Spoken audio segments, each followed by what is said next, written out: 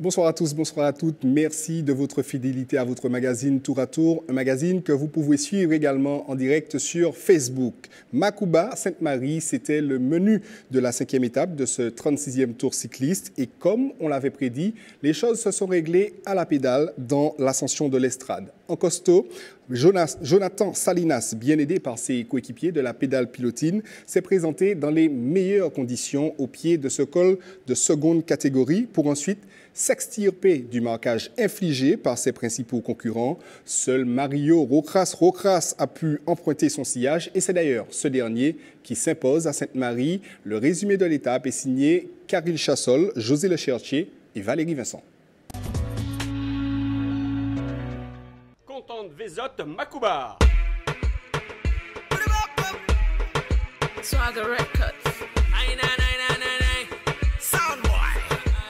Après les toboggans de la côte Caraïbe hier, place à ceux de la côte Atlantique à l'occasion de cette 5e étape.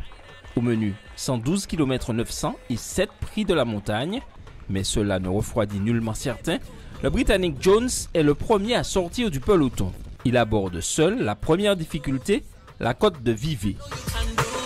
Au sommet, il a 33 secondes d'avance sur le trio Largit, Laurent, Barrett Ajax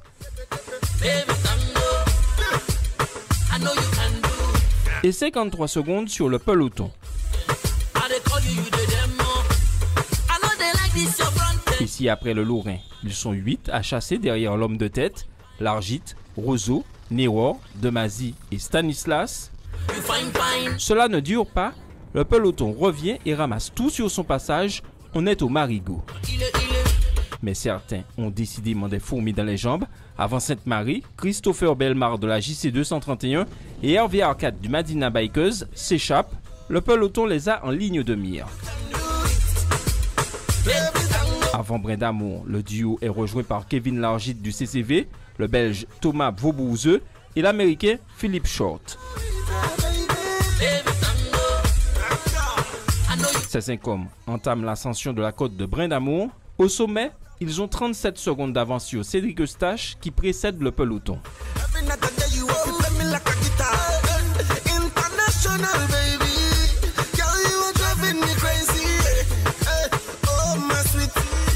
Si leur avance passe de 37 secondes à 1,40 à l'Estrade,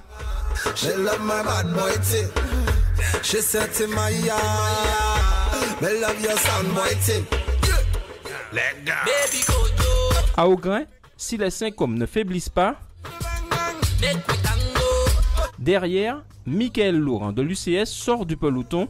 Il fait l'effort pour rejoindre le groupe de tête.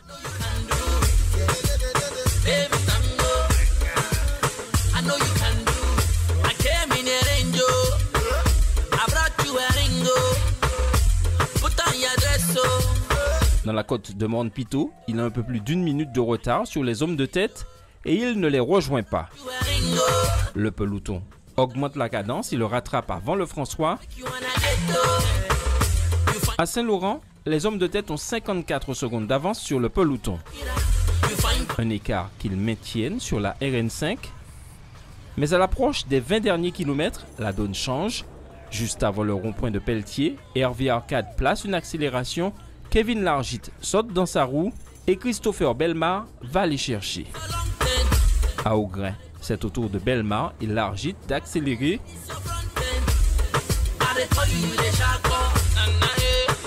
Arcade cale. Avant de revenir au train. Derrière, le peloton emmené par les sociétaires de l'APP a déjà récupéré les autres membres du groupe de tête avant d'effectuer la jonction au Aubert.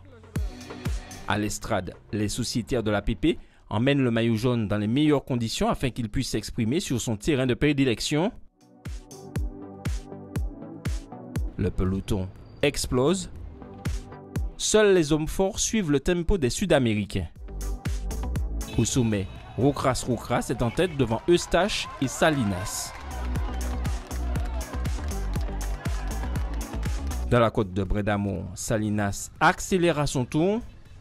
Seul Rocras réagit.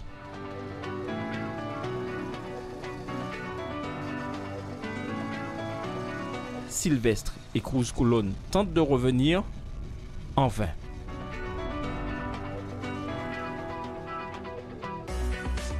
Mario Rocras de l'Arc-en-Ciel s'impose devant Jonathan Salinas de l'APP.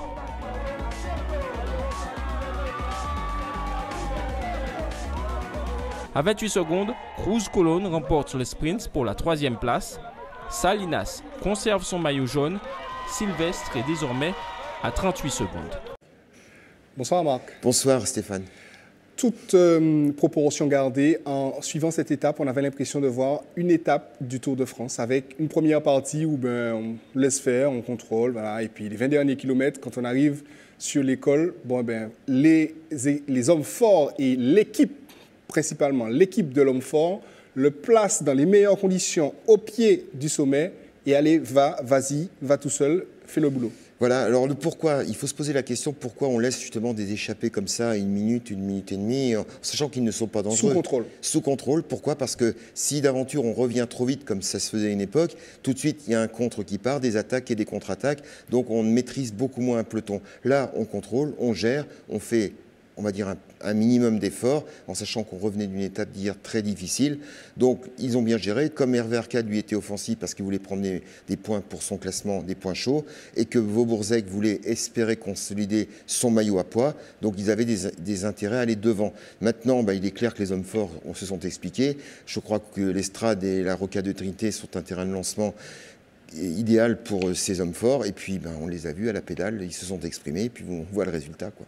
Quel travail de l'équipe de l'APP, c'est vraiment c'est extraordinaire ce qu'ils ont fait aujourd'hui. Oui, on sait qu'elle est très bonne, et puis l'apport de Willy Roseau est énorme, parce qu'on les avait vus au Trophée de la Caraïbe comme ça, gérer le peloton, et quand ils courent pour gagner, non pas pour faire perdre les autres, eh bien ça se vérifie. Salinas était bien encadré, Roseau est là à la parade, Gobin fait un travail extraordinaire, et puis tous sont à féliciter, mais ils gèrent ça comme des professionnels. C'est-à-dire ils mènent des petits relais, tout le monde passe son bout, et quand on décide d'appuyer, ils sont encore là. Donc ils ont la condition physique, et ils savent tactiquement gérer un peloton. Donc c'est du tout bon pour eux, quoi. Alors si on fait la revue d'effectifs comme on l'a fait hier, bien sûr il est là, Salinas, en dépit des efforts de la veille, il a remis ça aujourd'hui. C'est quand même exceptionnel ce qu'il fait. Oui, c'est-à-dire qu'il est déjà très fort depuis le début de saison. À Marie-Galante, il a tenu quand même en tête, il était dans une échappée, il est sorti de l'échappée, il a tenu le peloton à 2 minutes et personne ne lui reprenait rien. Donc il est complet, je le crois même, je le dis, plus fort que l'année dernière. Et puis comme il a une équipe à son service, il gère. Allez, hier, une estocade, il reprend 4 minutes. Aujourd'hui, il est capable de reprendre 30 secondes à Sylvestre. Alors ça ne veut pas dire qu'il a gagné le Tour, mais ça veut dire que quelque part, il s'installe comme le leader potentiel et capable de gagner le Tour. On l'a vu là sur les images, il n'a pas su répondre, Sylvestre, sur la dernière attaque de Salinas. C'est clair, là, c'est vrai que la côte de Brin-d'Amour est difficile parce qu'elle est en 3 paliers, donc elle fait très mal. En plus, c'était au bout de... Il y avait quand même 8 points montagne, et il a attaqué, Roras a tout de suite compris, il a senti, et là, il avait le jus. Maintenant, Sylvestre, on l'a très bien vu sur les images, s'il avait eu le jus, il y allait, il ne l'a pas eu, et on le voit très bien dans le sprint significatif. Il finit avec les deux autres coureurs qui sont 3e et 4e, mais il est à 2 secondes. Il n'a pas fait le sprint, et on sentait qu'il était content de finir là, mais il n'avait pas la capacité encore à finir avec eux. On s'interroge sur Bellemare, Christopher Bellemare. Moi, j'ai envie de dire, c'est un superbe équipier, mais que fait-il devant? Si c'est pour aller faire la montagne et être 4e du classement, j'ai envie de dire c'est dommage, parce que s'il y a bien quelqu'un qui a besoin d'être aidé, c'est Sylvestre. Et s'il est isolé et que lui est devant, je vois personnellement pas l'intérêt. Maintenant, c'est très bien parce qu'il fait une course, mais quand on court en équipe, ça se court en équipe, on se doit d'être près de son leader. Mario Rojas, le vainqueur de jour. 27 ans, rien à dire, c'est un coureur complet, c'est un coureur qui a déjà fait des belles performances.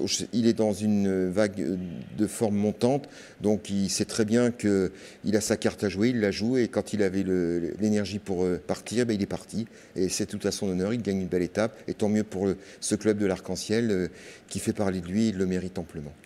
Voilà, merci Marc. L'arrivée donc avait des accents espagnols. On retrouve les réactions, elles sont recueillies par Caril Chassol et José Le Chertier. Aujourd'hui, une belle victoire.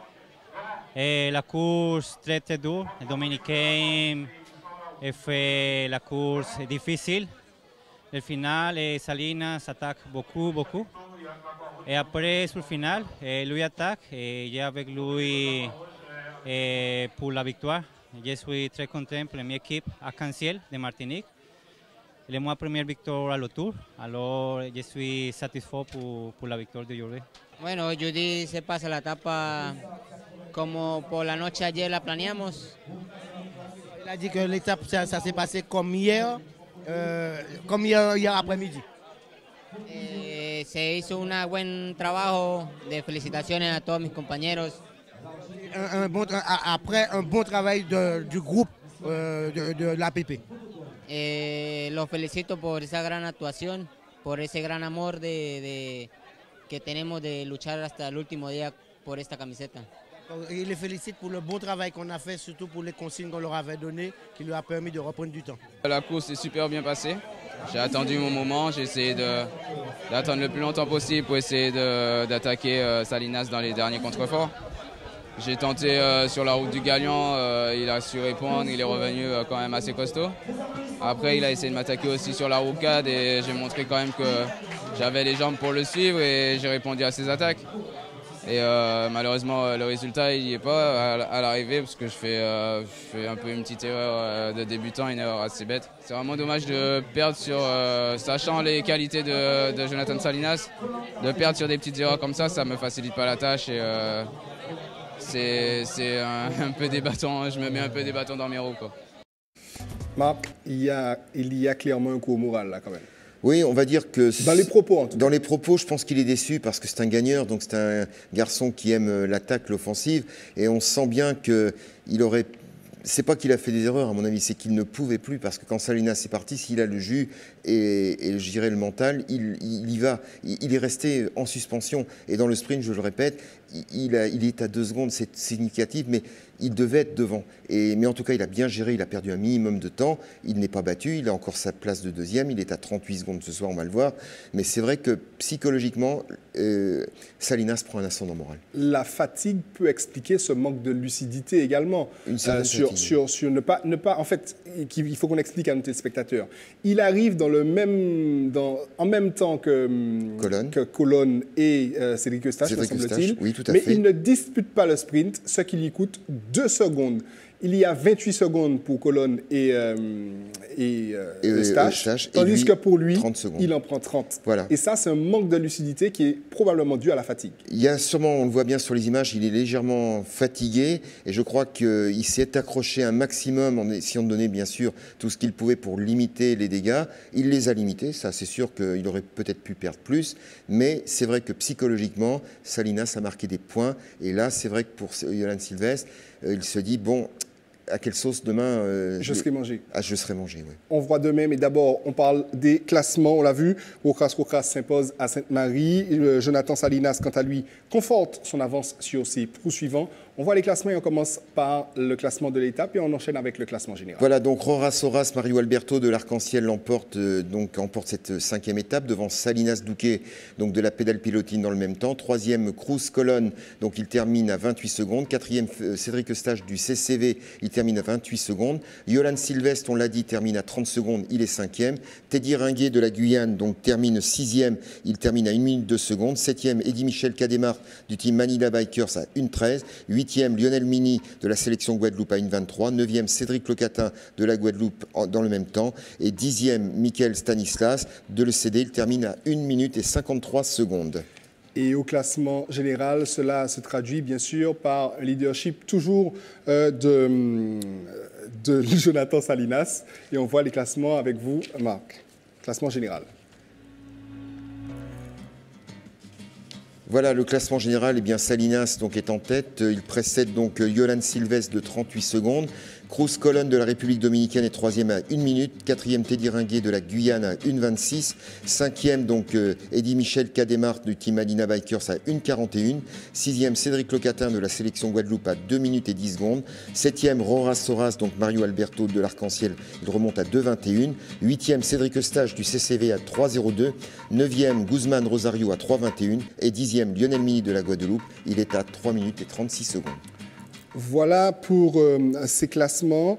Marc, il s'est clairement imposé en grand patron depuis hier, hein, Jonathan Salinas.